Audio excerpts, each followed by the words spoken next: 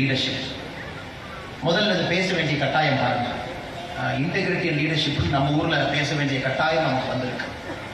காரணம், லீடர்ஷிப்போட inbuilt quality integrity இல்லாமல் ஒரு லீடர்ஷிப் கிடையாது. ஒரு தலைமை பண்புல நேர்மை என்பது கலந்திருந்தால் மட்டும்தான் அது தலைமை பண்பு. ஆனால் சுற்றி இருக்கக்கூடிய உலகத்தை நாம் உற்று பார்க்கும் பொழுது, ஒரு பேப்பரை நம்ம திறந்து பார்க்குறோம், கார்பரேட் ஸ்கேம். ஏதாச்சும் ஒரு பேப்பரில் ஒரு பக்கத்தில் ஒரு இடத்துல கார்பரேட் ஸ்கேம் இருக்கும். ஏன் ஸ்போர்ட்ஸுக்குள்ளே போகிறோம், அதில் ஒரு டோப்பிங் அது சம்மந்தமாக இருக்கும். நல்ல வரக்கூடிய கம்பெனி, ஸ்டார்ட் அப், பைஜு போன்ற நிறுவனங்கள்லாம் இந்தியாவுடைய ஒரு 2-3 ஆண்டுகளுக்கு முன்பு ஹையஸ்ட் மார்க்கெட் வேல்யூவேஷன் இருக்கக்கூடிய கம்பெனி இன்னைக்கு ஒன்றுமே இல்லாமல் ஒரு காகித குப்பையாக சில கம்பெனிகள் மாறி இருக்கு. அதையும் பார்க்குறோம். ஸோ எல்லா இடத்துலையும் சுற்றி பார்க்குறோம். அரசியல்வாதிகள் தவறு செய்து மாற்றதை பார்க்குறோம். ஒரு சினிமா நடிகராக இருந்தாலும் பர்சனல் லைஃப்பில் ஒரு ஸ்கேம், அதையும் டிவியில் பார்க்குறோம். ஸோ இன்னைக்கு காட்சி ஊடகம் பார்த்தீங்கன்னா இது ஒரு வியாபாரமாக மாற்றி, இன்டெகிரிட்டி இல்லாமல் இருக்கிறத ஒரு வியாபாரமாக மாற்றி ஒரு டிஆர்பியாக அது ஒரு சென்சேஷனல் நியூஸாக ஓட்டுறதையும் நம்ம பார்க்குறோம். அப்போ வளர்ந்து வர்ற குழந்தைங்களுக்குலாம் என்னென்னா, இதையெல்லாம் செஞ்சால் நம்ம ஃபேமஸ் ஆகுமா, அப்போ இதையெல்லாம் நம்ம செஞ்சுக்கிட்டே இவங்கள மாதிரி இருந்தோம் அப்படின்னா நமக்கு ஒரு நியூஸ் வேல்யூ கிடைக்குமா அப்படிங்கிற உலகத்துக்குள்ளே நம்ம என்ட்ராயிருக்கோம். அதனால் மிக முக்கியமாக இந்த ரோட்டரி ஃபங்க்ஷனில் இன்டெகிரிட்டி இன் லீடர்ஷிப், தலைமை பண்பில் ஒரு நேர்மை அப்படிங்கிறத பற்றி பேச வேண்டும் என்று நீங்கள் விருப்பப்படுறேன். இது பேசுவதற்கு முதல்ல எனக்கு தகுதி இருக்கான்னு தெரியல, இருந்தும் அழைத்திருக்கின்றீர்கள். எனக்கு தெரிஞ்ச சில வார்த்தைகளை உங்கள் முன்பு சொல்ல வேண்டும் என்பது என்னுடைய ஆசை.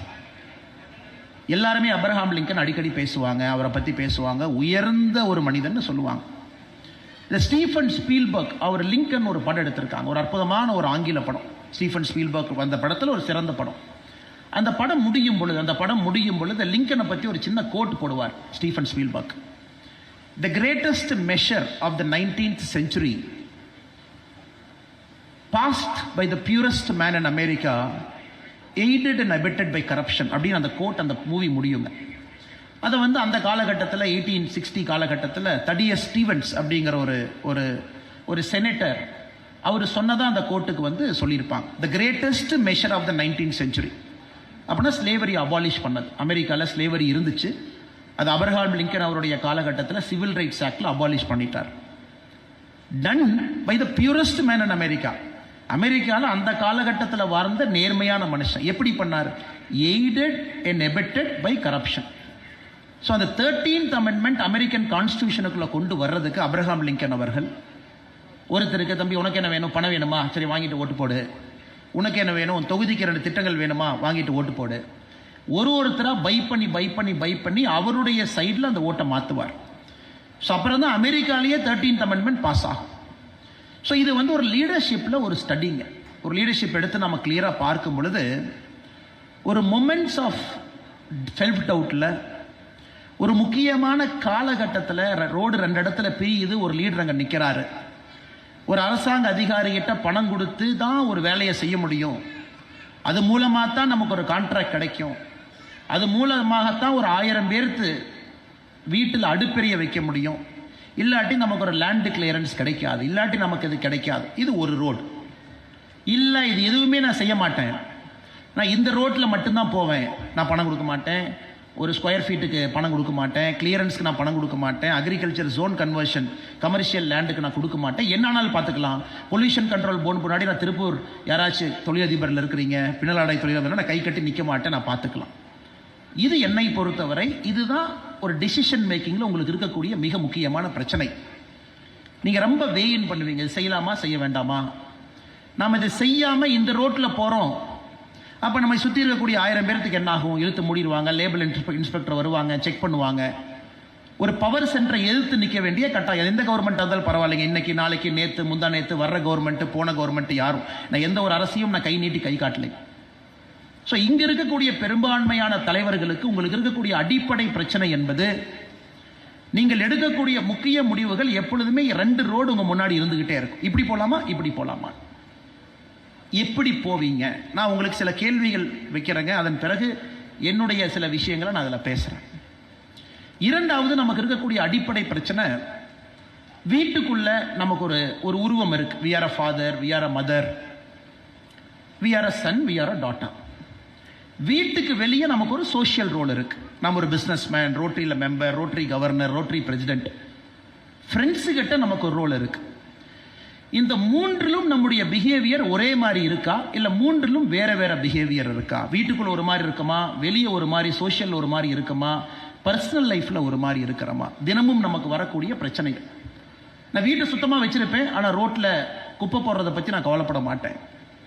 ஒரு காவல்துறை பார்க்கல அப்படின்னா கூட ஒரு டிராஃபிக் லைட்டை பிரேக் பண்ணுறதை பற்றி நான் கவலைப்பட மாட்டேன். யாரும் என்னை பார்க்கல, யாருமே இல்லை, இரவு 11 மணிக்கு டிராஃபிக் லைட் போட்டிருக்காங்க, யாருமே பார்க்கல அப்படின்னா கூட நான் வண்டியை நிறுத்த மாட்டேனா? இது நீங்கள் சந்திக்கக்கூடிய இரண்டாவது சவால். ஒரு சொசைட்டியில் த சோ கால்ட் ஸ்மால் கிரைம்ஸ், இது ஆங்கிலத்தில் சைக்காலஜியில் புரோக்கன் விண்டோ தியரின்னு சொல்லுவாங்க. அதாவது ஒரு சின்ன ஒரு வீடு இருக்கு, நடந்து போகும் பொழுது அந்த வீட்டில் ஒரு கண்ணாடி இருக்கு, அந்த கண்ணாடி உடஞ்சிருக்கு. அந்த உடஞ்சி போன கண்ணாடியை 2 பேர் பார்த்துட்டு போவாங்க. அடுத்த நாள் ஒருத்தர் வருவார், கண்ணாடி உடஞ்சிருக்கும், ரிப்பேர் பண்ணியிருக்க மாட்டாங்க. ஓ, அப்போ இந்த இடத்துல நம்ம யூரினேட் பண்ணலாமாட்டிருக்கு, கண்ணாடியே உடஞ்சிருக்கு, அப்கீப் இல்லை, மெயின்டெனன்ஸ் இல்லை, அங்கே யூரினேட் பண்ணுவாங்க. 10 நாள் கழிச்சு இன்னொருத்தர் பார்ப்பார், என்னப்பா இங்கே யூரினேட் பண்ணியிருக்காங்க, கண்ணாடி உடஞ்சிருக்கு, அப்போ யாருமே வரமாட்டாங்களாட்டிருக்கு, நாம் இங்கே வழிப்பறை பண்ணலாம். ஸோ இந்த சைக்காலஜியில் இந்த புரோக்கன் விண்டோ தியரி என்ன சொல்லுதுனாங்க, குற்றங்கள் எங்கே நடக்க ஆரம்பிக்குதுன்னா, எங்கே ஒரு சிறிய குற்றம் நடந்து அதை கண்டுக்காம விடுறோமோ, அது அக்குமுலேட் ஆகி ஆகி ஆகி ஆகி ஒரு பெரிய குற்றம் நடப்பதற்கு அதை விதை போடும். அந்த இடத்துல பார்த்தீங்கன்னா 1 வருஷம் கழிச்சு ஒரு ரேப் நடக்கும், 1 வருஷம் கழிச்சு ஒரு பெண் நடந்து போகும் பொழுது கையை பிடிச்சி இழுக்கலான்னு ஒருத்தனுக்கு தோணும். ஏன்னா அந்த சின்ன விஷயத்தை நம்ம சரி பண்ணல, ஒரு கிராஃபிட்டியை சரி பண்ணல, சுவரில் கிறுக்கிறிக்கிறாங்க சரி பண்ணல, அந்த விண்டோவை வந்து யாரோ ஒரு அதிகாரி ஃபிக்ஸ் பண்ணல. ஸோ இது நம்ம சமுதாயத்தில் அடிக்கடி பார்க்கக்கூடிய பிரச்சனை, ஒரு சோஷியல் இன்டெகிரிட்டி. பொது வாழ்க்கையில் நம்முடைய பிஹேவியர், தனிப்பட்ட நபராக இருந்தாலும் சரி, ஒரு லீடர்ஷிப் எபிலிட்டியில் நம்ம இருந்தாலும் சரி, ஒரு சின்ன விஷயத்தை நம்ம கையால் ஆகாதனால வரக்கூடிய பிரச்சனைகள் என்ன அப்படி.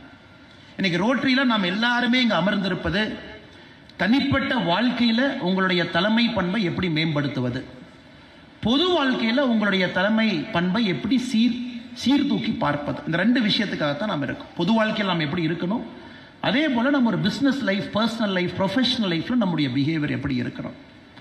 இதற்கு பல விஷயங்கள் இருக்கு. நான் லிங்கன்லேருந்து ஆரம்பித்தேன், கிரேட்டஸ்ட் மேன், அற்புதமான ஒரு மனிதர். அதெல்லாம் ஒரு பக்கம் நம்ம பார்க்குறோம். இன்னொரு பக்கம் ஒரு டெமோக்ரஸியில் ஒரு பெரிய விலை கொடுத்து தான் லிங்கன்னால சில விஷயத்தை செய்ய முடிஞ்சது.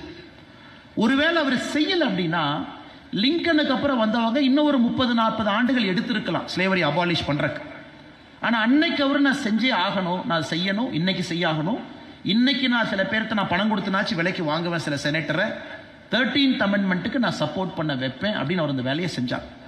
ஸோ ஹிஸ்ட்ரியில் ஒரு சரித்திரத்தில் ஒரு சிச்சுவேஷனை நம்ம சீர்தூக்கி பார்க்கும் பொழுது, ஒரு கான்டெக்ஸ்ட்டை மாற்றி பார்க்கும் பொழுது நம்ம தவறான ஒரு உதாரணத்தை அங்கிருந்து நம்ம டிரைவ் பண்ணிடுவோம். ஓ, லிங்கன் செஞ்சது தவறு சொல்கிறவங்க இன்னைக்கு இருக்காங்க, லிங்கன் செஞ்சது சரி சொல்கிறவங்க இன்னைக்கு இருக்கிறாங்க. ஏன்னா அமெரிக்கா உருவான காலகட்டமே 1776. அப்போ போனீங்கன்னா கூட அப்போவே அவங்களால ஒரு நாட்டை உருவாக்க முடியல. ஓ, சவுத்தில் ஃபுல்லாக பிளாக் பீப்புள் இருக்காங்க, ஸ்லேவ்ஸ் இருக்கிறாங்க, நார்த்தெல்லாம் ஒயிட் இருக்காங்க, எப்படி ஒரு நாடு ஒன்றாக இருக்க முடியும்? அப்புறம் அமெரிக்கன் கான்ஸ்டியூஷனில் 1776 ஒரு வார்த்தையை பயன்படுத்துகிறாங்க, 3/5 காம்ப்ரமைஸ். ஓகே, எல்லாரும் சமம் கிடையாது.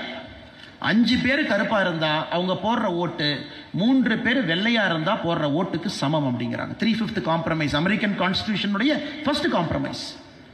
5 black people voting would be counted as 3 equal to 3 white votes. அப்போ அந்த பாப்புலேஷனை பேலன்ஸ் பண்ணுறாங்க, அப்போ தான் நம்ம பிரசிடென்ட்டையே செலக்ட் பண்ண முடியும். ஸோ அந்த காம்ப்ரமைஸில் 1776 கொடூரமாக இருந்த காம்ப்ரமைஸை லிங்கன் அவர்கள் கிட்டத்தட்ட 100 ஆண்டுகள் கழித்து 1860 காலகட்டத்தில் அதை ஒழிக்கிறார்.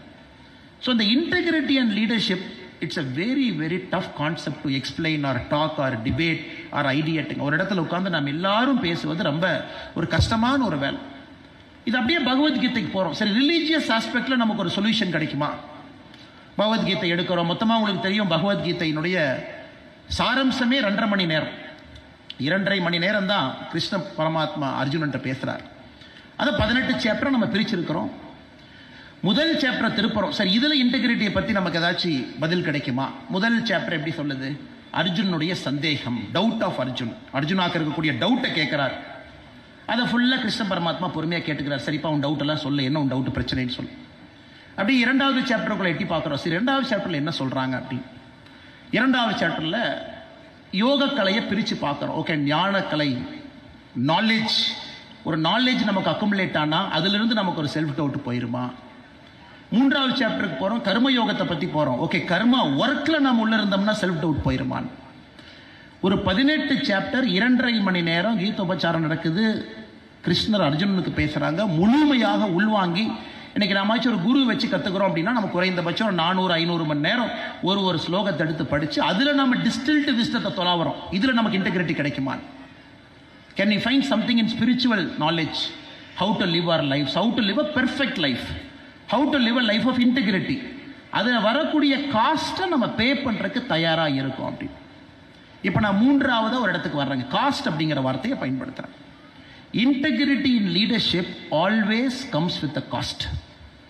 இப்போ நம்ம யாராச்சும் நான் இன்டெகிரிட்டியோட நான் லீடர்ஷிப்பில் இருப்பேன், ஆனால் அதற்கான விலையை நான் பே பண்ணுறதுக்கு தயாராக இல்லை அப்படின்னு நினச்சாங்கன்னா probably they're living in a fool's paradise. ஏன்னா இது ரெண்டும் ஒரே இடத்துல நடப்பதற்கு சாத்தியமே இல்லை. We have to pay a cost, a social cost. அது நம்ம ஊரில் அதை நம்ம வாலண்டரியாக வில்லிங்காக அதை நம்ம பே பண்ணும் பொழுது நம்ம மனசுக்குள்ள ஒரு சஞ்சலனம் இருக்காது. வாலண்டரியா it's okay, I will pay price, no problem. ஏன்னா நீ கிளியரன்ஸ் கொடுக்குறதுக்கு 30 நாள் ஆகுமா? போயிட்டு போகுது. ஏன்னா ஒரு 4 டைம் டார்ச்சர் பண்ணுவியா? பண்ணிக்க. ஒரு 4 கவர்மெண்ட் பில்டிங்கில் ஏறி இறங்க சொல்லுவியா? பார்த்துக்கலாம். இல்லை 4 இடத்துக்கு நான் பெட்டிஷன் போடணுமா? போட்டுக்கலாம். This is one way. அதனால் இன்டெகிரிட்டி இன் லீடர்ஷிப் அப்படின்னு நாம் போகும் பொழுது இன்னைக்கு நம்முடைய குழந்தைகளுக்கு நாம் சொல்லிக் கொடுக்க வேண்டியது, it is not a straight line path. ஒரு நேர்கோட்டு பாதையில் பயணம் செய்யக்கூடிய விஷயம் அது இல்லை. எந்தவித எதிர்பார்ப்பும் இல்லாமல் அதற்கான விலையை கொடுப்பதற்கு ஒரு மனிதன் தயாராக இருக்கும் பொழுது அந்த லீடர்ஷிப்பில் அந்த மனிதன் ஒரு இன்டெகிரிட்டியை கொண்டு வர முடியும். Lincoln paid a price with his life. Martin Luther King paid a price with his life. The great Mahatma Gandhi paid a price with his life. இவங்க எல்லாத்துக்குமே தெரியுங்க, அவங்க யாரும் முட்டாள்கள் கிடையாது. Everybody knows. இந்த பாத்தில் போகும் பொழுது அன்காம்ப்ரமைசிங்காக சில விஷயங்களை நம்ம செய்யும் பொழுது உயிரையே கொடுப்பதற்கு இந்த தலைவர்கள் எல்லாமே தயாராக இருந்தாங்க. பல இடத்துல நம்ம பார்த்துருக்கோம். அதனுடைய net effect, the society has become a better place. நம்ம வாழக்கூடிய சமுதாயம் அவங்க உள்ள வந்ததை விட நமக்கு விட்டுட்டு போன சமுதாயம் பெட்டரா இருக்கு. ஏன்? பாண்டவாஸ் பெய்ட பிரைஸ். அவ்வளோ தூரம் நாம் ஏன் போக? மகாபாரதத்தில் பாண்டவர்கள் பெய்ட பிரைஸ். அவங்களுடைய குடும்பத்தில் எந்த குழந்தையும் மகாபாரதத்தினுடைய எண்டில் no child is alive, no child is alive, எல்லாரும் அவுட், எல்லாரும் அவுட். மகாபாரதத்தை பற்றி பேசுகிற மகாபாரதத்தினுடைய நிறைவு என்ன? பாண்டவர்களுக்கு என்ன ஆச்சு அப்படின்னு யாராச்சும் கூர்மையாக உட்கார்ந்து பார்க்கும் பொழுது நமக்கு தெரியும். தி கிரேட் பாண்டவர்ஸ் ஆல்சோ பெய்ட பிரைஸ். ஆனால் இதில் கொஸ்டின் என்னன்னா, அந்த ப்ரைஸை நாம் வில்லிங்காக பே பண்ணுறோமா?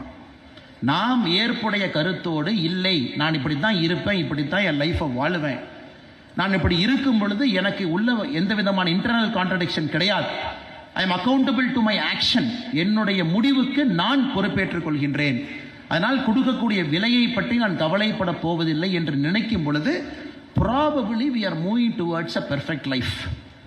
பகவத்கீதையினுடைய சாராம்சத்தை எங்கேயோ தொட்டு பார்த்த ஒரு ஃபீலிங் நமக்கு இருக்கும். என்னுடைய ஆக்ஷனுக்கு நான் அக்கௌண்டபிள். அதுக்குன்னு ஒரு முடிவெடுக்காமல் நான் இருக்கிறேன், ஒரு ஸ்டேட் ஆஃப் இன்ஆக்ஷனில் இருக்கேன், அதுவும் தப்பு. ஒரு முடிவு எடுக்கணும், அது என்னுடைய சுவதர்மம், என்னுடைய தர்மம், அந்த வேலையை நான் செய்யணும். அதனால தான் இந்த தலைப்பு நீங்கள் கொடுக்கும் பொழுது இன்டெகிரிட்டி லீடர்ஷிப்னு ஒரு 4 எக்ஸாம்பிளை யாருனாலே கொடுக்க முடியாது சார். ஏன்னா என்னுடைய வாழ்க்கையும் அப்படிப்பட்ட வாழ்க்கை இல்லை. இங்கே இருக்கக்கூடிய யாருமே கையை உயர்த்தி அப்படி நம்ம சொல்ல முடியாது. சிச்சுவேஷன் இடத்துக்கு தகுந்தால் போல யோசிச்சு, ஆனால் எல்லா இடத்துலையும் நம்முடைய ஆக்ஷனுக்கு நம்ம அக்கௌண்டபிளாக இருக்கிறோமா? ஏன் அவ்வை மூதாட்டி, நிறைய நம்ம அவ்வை மூதாட்டினுடைய ஆத்திச்சூடி எல்லாமே நம்ம படிக்கிறோம். நல்வழி 41 கதைகள். நல்வழியில் அவ்வை மூதாட்டி அவங்க நமக்கு ரொம்ப டிஸ்டில்டு விஸ்டம் கொடுக்குறாங்க. எனக்கு அந்த 41 ரொம்ப ரொம்ப பிடிச்சது, ஆற்றங்கரையின் மரமும் அரசரிய வீட்டிருந்த வாழ்வும் விழுமன்றே. எப்படி சொல்றாங்க பாருங்க. ஆற்றங்கரையின் மரமும் அரசரிய வீட்டிருந்த வாழ்வும் விழுமன்றே, ஏற்றம் உழுதுண்டு வாழ்வதற்கு ஒப்பில்லை கண்டீரோங்கிறான்.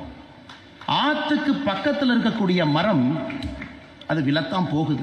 ஒரு பெரு வெள்ளம் வரும் பொழுது ஆற்றுக்கு பக்கத்தில் மரம் இருக்கும். அப்பா, நான் ஆற்றுக்கு பக்கத்திலே இருக்கிறேன், எனக்கு எப்பொழுதும் வறட்சியே கிடையாது, எப்பொழுதும் எனக்கு தண்ணீர் கிடைக்கும். ஆனால் தூரமாக இருக்கிற ஒரு மரம் கொஞ்சம் துக்கத்தில் இருக்கும். நான் ரொம்ப தூரமாக இருக்கேன், ஆனால் பக்கத்தில் இருக்கிற மரத்துக்கு எப்பவுமே தண்ணி இருக்கு.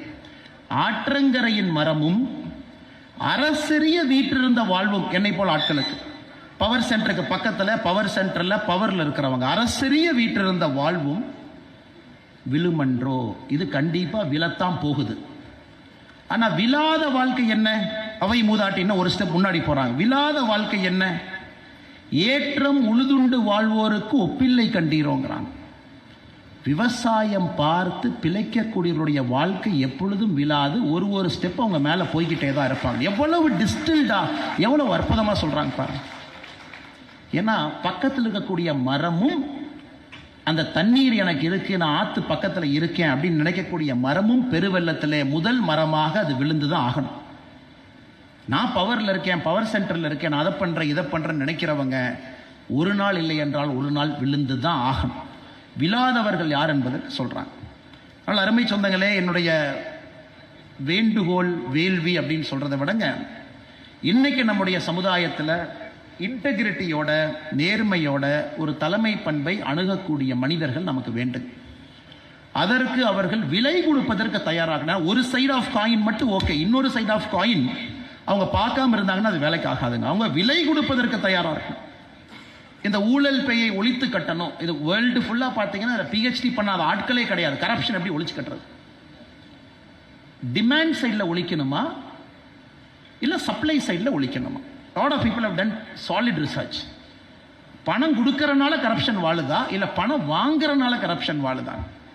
நீங்கள் எல்லாமே பார்த்தீங்கன்னா it comes to the final conclusion, பணம் கொடுப்பதனால தான் கரப்ஷன் வாழுதோ தவிர பணம் வாங்குவதால் எங்கேயுமே கரப்ஷன் வாழ்றது கிடையாது. அப்ப நமக்கு என்லைட்டன்ஸ் இண்டிவிஜுவல்ஸ் வேணும். அவங்க தைரியமா ஒரு முடிவு எடுக்கணும்.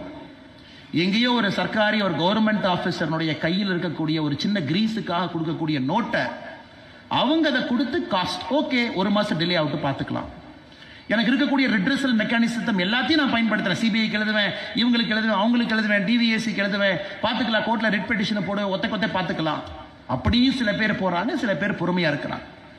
அது செய்யும் பொழுது மட்டும்தான் என்னை பொறுத்தவரை இந்த ஊழல் என்கின்ற பேய் நம்முடைய நாட்டிலிருந்து அடிச்சு துளத்த முடியுங்க. இல்லாட்டி அது வாய்ப்பே இல்லை. இந்த பேய் வேற வேற ரூபத்தில் திரும்ப திரும்ப நமக்குள்ள வரும். அது ரோட்டரியில் இருக்கிறவங்க முடிவெடுக்கலைன்னா வேற யார் முடிவெடுக்க முடியுங்க? Only you can make a decision. ஏன்னா நீங்க நார்மல் பிசினஸ் பீப்புள் கிடையாது. டாக்டர், இன்ஜினியர், அட்வொகேட் எல்லாருமே இங்க இருக்கிறீங்க. அதை தாண்டி you have a public spiritedness. அதையெல்லாம் தாண்டி உங்கள்கிட்ட ஒரு பப்ளிக் ஸ்பிரிட்டட்னஸ் இருக்கு. நான் என்று சொல்வதை விட நாம் என்று பார்க்குறேன். அந்த ஒரே காரணத்தினால மட்டும்தான் நீங்கள் ரோட்டரியில் இணைகிறீங்க. வாரத்துக்கு ஒரு நாள் திங்கக்கிழமையோ செவ்வாய்க்கிழமையோ உங்கள் ரோட்டரி மீட்டிங்க்கு போகிறீங்க, நேரம் கொடுக்குறீங்க. வாலண்டியர் ரோட்டரி கவர்னர் 3 வருஷம் எந்த வேலையும் செய்ய முடியாது. உங்களுக்கு தெரியும், 3 வருஷம் இதே ஒரு கிளப்பாக போகணும், எல்லா மீட்டிங்லையும் இருக்கணும், எல்லா ப்ராஜெக்ட்லையும் இருக்கணும், அம்மாவும் கூட இருக்கணும். அதே போல் ரோட்டரியினுடைய பிரசிடெண்ட்டாக இருக்கிறாங்க, இதே தாங்க. ஏன்னா நான் போகிற உடுப்பிலாம் நான் ஹானரி ரோட்டரி மெம்பராக கொடுப்பாங்க. இந்த மீட்டிங்கெல்லாம் போய் அப்பப்போ உட்காரும். இவ்வளவு வேலைக்கு சிரமத்தில் நீங்கள் நேரமும் கொடுக்குறீங்க ரோட்டரிக்கு அப்படின்னா உங்களுக்கு அந்த பப்ளிக் ஸ்பிரிட்டட்னஸ் இல்லை என்றால் உங்களால் அந்த வேலையை செய்ய முடியாது. அதனால் லெட் அஸ் மேக் இட் வர்த். நாம் செய்யக்கூடிய அந்த நேரத்தை லெட் அஸ் மேக் இட் வர்த். அதனால் ரோட்டரியில் இவ்வளவு கிளப், இவ்வளவு பேர், இவ்வளவு மெம்பர்ஸ், தமிழ்நாட்டில் நீங்கள் மட்டும் நான் ஒரு நேர்மையான பாதையில் பயணிப்பேன் என்று நீங்கள் முடிவெடுத்துட்டீங்கன்னா உங்களை சுற்றி இருக்கக்கூடியவர்கள் மாற ஆரம்பிப்பாங்க. Your relatives, your neighbours, your friends, your colleagues எல்லாருமே கொஞ்சம் கொஞ்சம். ஆனால் யாருமே தெரிஞ்சு தப்பு பண்றது இல்லைங்க. It is a problem. All of us are trying to find a solution. Technology மூலமா அதை கட்டுக்குள்ள கொண்டு வந்துடலாமா? ஆன்லைன் டிரான்ஸ்பரன்சி சட்டம் சில ஸ்டேட்ஸ் பாருங்க, சக்கால ஆக்ட்னு கொண்டு வந்திருக்காங்க. தமிழ்நாட்டில் அது இல்லை. சரிப்பா, ஏன் லஞ்சம் வாங்குறாங்க? ஏதோ ஒரு ஆஃபீஸ்க்கு பொதுமக்கள் போற நேரத்தில் லஞ்சம் கொடுக்குறாங்க. நம்ம ஆஃபீஸ்க்கே போக வேண்டாம், ஒரு சட்டத்தை கொண்டு வந்துருவோம். எல்லாமே online, digital signature, birth certificate digital signature, death certificate digital signature. ஆஃபீஸ்க்கே போக வேண்டாம், டிரைவிங் லைசன்ஸ் போயிட்டு வந்துடுங்க, பெர்மிட் கூட போடணுமா ஃபோட்டோ எடுத்து அனுப்பிச்சிருங்க, நாங்கள் வீட்டுக்கு வந்து வேணா செக் பண்ணுறோம். இன்னைக்கு எத்தனையோ மாநில அரசுகள் சக்காலா அப்படிங்கிற சட்டத்தை கொண்டு வர்றாங்க. ஒரு சர்வீஸ் கேரண்டி. 30 நாள்ல உங்களுக்கு நாங்கள் பர்த் சர்டிஃபிகேட் கொடுக்கலையா, அரசு உங்களுக்கு தினமும் 100 ரூபா பெனால்ட்டி கொடுக்கும். எங்க? கர்நாடகாவில், பஞ்சாப்ல. நீங்க பர்த் சர்டிஃபிகேட் அப்ளை பண்ணிட்டீங்க, 30 நாள் ஆச்சு, நான் உங்களுக்கு டிஜிட்டல் சிக்னேச்சர் போட்டு உங்களுக்கு நான் அனுப்பல அப்படின்னா மாநில அரசு நான் உங்களுக்கு 100 ரூபா 31வது நாள்ல இருந்து போடுவேன். அது 15 நாள் தாண்டோடனே அரசு அதிகாரியினுடைய சம்பளத்திலிருந்து நான் பிடிக்க ஆரம்பிப்பேன். சட்டம் இருக்கு. ஆனா பிரச்சனை என்ன, அதே அரசு அதிகாரிகள் தான் இம்ப்ளிமெண்ட் பண்றாங்க. அவன் 31st டே ஒரு கொயரி போடுவான். இல்ல நீங்க போட்ட அப்ளிகேஷன்ல கொஞ்சம் பிரச்சனை இருக்கு, அதுக்கு ஒரு கொயரி போட்டு கொஞ்சம் அந்த டேட்டாவை நீங்க கரெக்ட் பண்ணி கொடுக்க முடியுமா? என்னால முடியல. எப்படியாச்சும் சட்டம் இருந்தாலும் நேரில் நீங்க வந்து பார்க்கணும். அந்த அப்ளிகேஷன் இருக்கக்கூடிய குறைபாடு ரெக்டிஃபை பண்ண வருவீங்களா? ஏன்னா நானும் அரசில் இருந்தனால இது எல்லாம் நான் பார்த்துருக்கிறேன். அதனால ஒரு பக்கம் அரசு போராடுறாங்க, நல்லவங்க அரசாங்கத்தில் இருக்கிறாங்க, முயற்சி எடுக்கிறாங்க, டிரான்ஸ்பரன்சி கொண்டு வர்றாங்க, ஆன்லைன் சிஸ்டம் கொண்டு வந்தாலும் அடிப்படை the human mind is winning over a government system. ஒரு மனிதனுடைய மனது ஒரு அரசாங்கத்தினுடைய சட்டத்திட்டத்தை ஓவர் கம் பண்றதுக்கு தயாராக இருக்கும் பொழுது நாம் சரியாக இருந்தால் ஒரு மாற்றம் வரும் என்கின்ற நம்பிக்கை எனக்கு உறுதியா இருக்குதுங்க. அது ரோட்டரியில் நிச்சயமாக நாம் அதை செய்து காட்ட வேண்டும் என்பது என்னுடைய நம்பிக்கை. இதனுடைய முதல் பகுதி. இப்போ இரண்டாவது பகுதி, இப்படி நம்முடைய ஐயா அவருடைய வாழ்க்கையிலிருந்து பேசினாங்களோ, இப்போ நம்முடைய எல்லா வாழ்க்கையிலையும் சிறிய சிறிய விஷயங்களை நம்ம பார்க்குறோம், ரொம்ப கான்ஷியஸாக பார்க்குறோம். என்னைக்கு நமக்கு ஸ்பிரிச்சுவாலிட்டி தேவை இருந்ததோ இல்லையோ, இன்னைக்கு ஆன்மீகம் நமக்கு தேவை என்பதை நான் உறுதியாக அறுதியாக நான் கருதுகின்றேன். ஆன்மீகம் நமக்கு தேவை. உடனே ஆன்மீகம்னு சொன்னால் நம்ம ரிலீஜன் ஒரு கன்ஃபியூஷன் பண்ணி போய்க்கிறோங்க. அது நம்முடைய பழக்க வழக்கம். நாம் எப்படி வேணாலும் சாமி கும்பிட்டுக்கலாம், எங்கே வேணாலும் போகலாம், கோயிலுக்கு போகிறவங்க போகலாம், மாஸ்க் போகிறவங்க போகலாம், சர்ச்சுக்கு போகிறது போகலாம். That's one part. But spirituality ஏன் வேணும்னாங்க, எனக்கு spirituality is getting sucked out of our life. ஆன்மீகம் நம்முடைய அடிப்படை வாழ்க்கையிலிருந்து வெளியே போக ஆரம்பிச்சிருச்சு. ஆன்மீகம் வெளியே போக ஆரம்பிச்சனால சரி எது தப்பு எது நமக்கு தெரியறது இல்லை. ரோட்டில் பார்த்தீங்கன்னா தைரியமாக ரோட்டில் வந்து வண்டியில் போகிறவங்களை நிறுத்தி அருவாள் எடுத்துட்டு வந்து தலையை வெட்டி எடுத்துட்டு போகிறோம். இதெல்லாம் முதலாக பார்க்குறோம். அதாவது தவறு செய்பவர்களுக்கு எது சரி எது தப்பு அப்படிங்கிற ஸ்டேஜ் எல்லாம் அவங்க தாண்டிட்டாங்க. அவங்களே பனிஷ்மெண்ட் கொடுக்கணும்னு நினைக்கிறாங்க. ஜாதி கலவரம் 20 வருஷத்துக்கு முன்னாடி என் தலையை வெட்டினா இன்னைக்கு நான் வெட்டினேன். டெய்லியும் பேப்பரை திருப்பி பாருங்க, இது இருக்கு. குழந்தைகள் ஸ்கூலுக்கு போகிறாங்க, நமக்கு பயமாக இருக்குது. ஸ்கூலில் நல்லா பார்த்துக்குவாங்களா, ட்ரக்ஸ் எல்லாம் கரெக்டாக எதுவும் இல்லாமல் இருக்குமா, ஏதோ டார்க் வெப்லாம் சொல்கிறாங்க. இன்றைக்கி ஏதோ அமேசானுக்கு பதிலாக டார்க் வெப்பில் போய் நம்ம கூகுள் சர்ச் பண்ணி நாம் ட்ரக் வேணும்னு ஆர்டர் பண்ணால் நெதர்லாண்ட்ஸ்லேருந்து பேக்கேஜ் ஆகி, ஃபின்லாண்ட்லேருந்து பேக்கேஜ் ஆகி இன்னொரு ப்ராடக்ட் கோடில் அது வந்து வீட்டுக்கு டெலிவரி ஆகுது. பயம். இன்றைக்கி நாம் வளர்த்துன நம்முடைய குழந்தைகளுடைய புத்தகப்பையை செக் பண்ணி பார்க்குற அளவுக்கு மனசு பதறுது. அது குழந்தைகள் இல்லாத நேரமாக பார்த்து பேகை ஓப்பன் பண்ணி பார்க்குறோம், பைக்குள்ள ஏதாச்சும் இருக்குதா, இல்லை ஃப்ரெண்ட்ஸ் எல்லாம் யாரு. இதற்கெல்லாம் அடிப்படை காரணம் எங்கே இருக்குன்னு நீங்கள் யோசிச்சு பாருங்க. வீட்டுக்குள்ள ஒரு செல்ஃப் டவுட், ஸ்கூலுக்கு போகிற குழந்தைகள் மேலே நமக்கு ஒரு சந்தேகம், சுற்றி இருக்கக்கூடிய இடத்துல பிரச்சனை, ரோட்டில் கூட பாதுகாப்பாக இருக்க வேண்டிய ரோடு வார வாரம் எடுத்துக்க, தோட்டமாக எடுத்துங்க, காடாக எடுத்துங்க, கொங்கு பகுதி எடுத்துங்க. நான் சொல்றதெல்லாம் பேப்பரில் நீங்கள் பார்க்கக்கூடிய செய்திகள். கொரூரமான கொலைகள் ரோட்டில், அப்படி இதெல்லாம் எப்பவுமே பார்க்காத விஷயத்தை பார்க்குறோம். இதற்கு காரணம் என்னன்னு யோசிங்க. ஒரு பக்கம் சட்டம் ஒழுங்கு சரியில்லை அப்படின்னு அரசியல் காரணத்துக்கு சில பேர் சொல்லலாம், உண்மை இருக்கலாம், இல்லாமல் இருக்கலாம். இது அதற்கான சபை கிடையாதுங்க பேசுறதுக்கு. ஆனால் மிக முக்கிய காரணம், ஆன்மீகம் என்கின்ற வார்த்தை நம்முடைய அடிப்படை தத்துவத்திலிருந்து நழுவி எங்கேயோ போயிருச்சு.